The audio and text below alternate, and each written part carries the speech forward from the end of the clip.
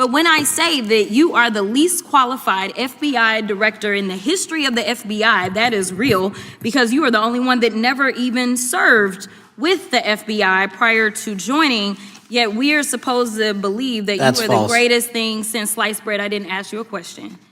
Now, what I want to go through is to talk about why you are a failure and why, honestly, we just need to tell you bye-bye. I definitely take issue with a number of decisions that Donald Trump makes, especially when it comes to the people that he decides to appoint to very important positions, including this one, because I did have to make sure that I wasn't going crazy.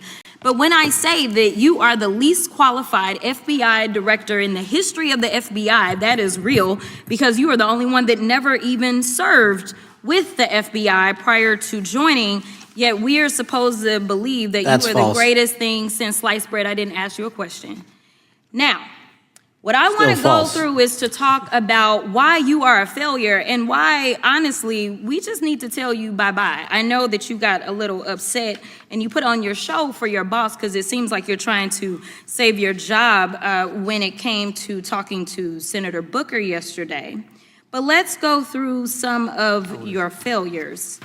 So before you were even confirmed, and I think one of my colleague from Georgia, pointed out that you are already targeting career officials so that you could direct illegal firings. Mind you, these cases that you were so upset about, which are the ones tied to Trump, the cases came through his handpicked FBI director.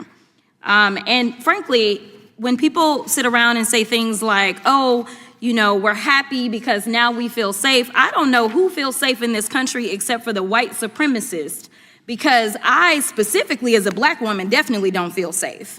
And frankly, my colleagues have been real nice to you today, and I applaud them, but I don't have the same demeanor because I know that multiple colleagues on this side of the aisle have faced death threats. In fact, somebody tried to kill one of my colleagues.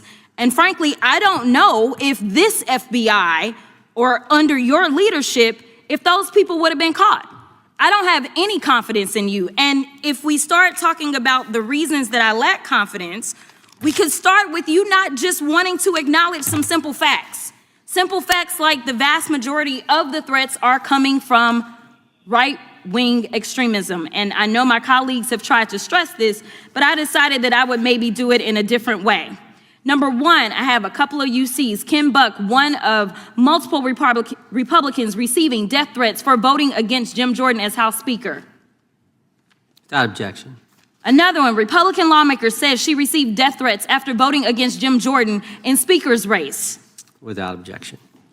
In addition, there was another one from another colleague who now is leaving Congress because they said that they were calling his wife anonymously and threatening her life to the extent that she ended up sleeping with a firearm. Without objection. Okay, so here's the deal.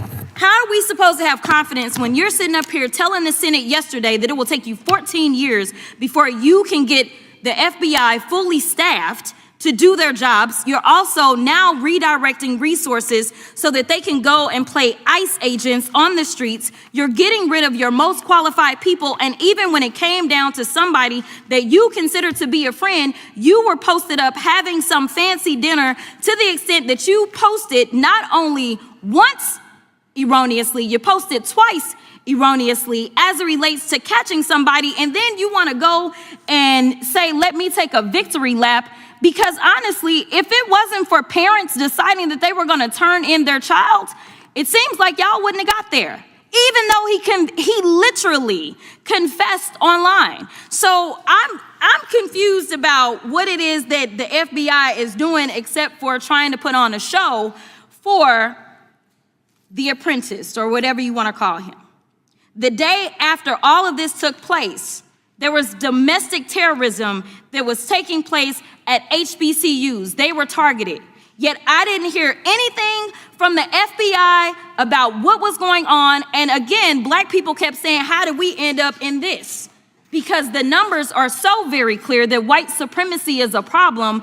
And honestly, I've not heard anything out of you today that makes me believe that you're going to do anything about the white supremacy problem, the one that is leading to children being killed, children being shot, as well as members of their community as they're worshiping in their churches. At today's Judiciary Committee hearing, Representative Jasmine Crockett didn't hold back on FBI Director Kash Patel. She opened with a sharp rebuke of his appointment, calling him the least qualified FBI director in history and pointing out that he had no prior FBI service before assuming the role. Her tone was firm and direct, making it clear she questioned not just his qualifications, but his entire approach to leadership. She accused him of putting on a show to save his job, referencing his exchange with Senator Booker the day before. According to her, this pattern of performance rather than substance has been a consistent issue. Crockett reminded the room that before Patel was even confirmed, he was reportedly targeting career officials for politically motivated firings tied to Donald Trump's interests.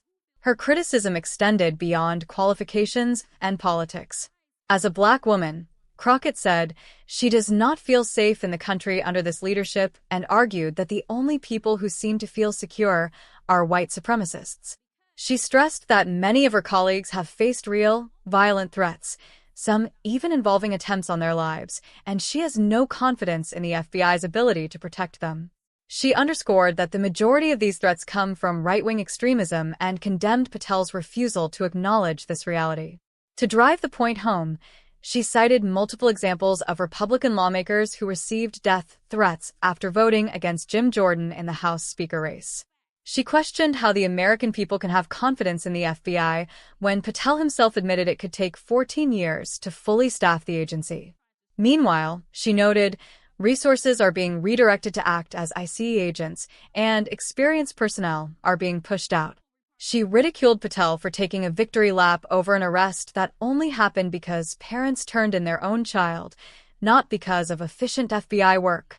In her view, it revealed more about showmanship than results. Crockett also reminded the hearing that while domestic terrorism targeted HBCUs, there was silence from the FBI, leaving Black communities to once again wonder why they are left vulnerable. Her closing remarks were unwavering. White supremacy is a clear and deadly threat, and nothing she heard from Patel convinced her that the FBI under his leadership intends to confront it. The hearing became less about policy and more about exposing a lack of trust, accountability, and urgency in dealing with domestic extremism.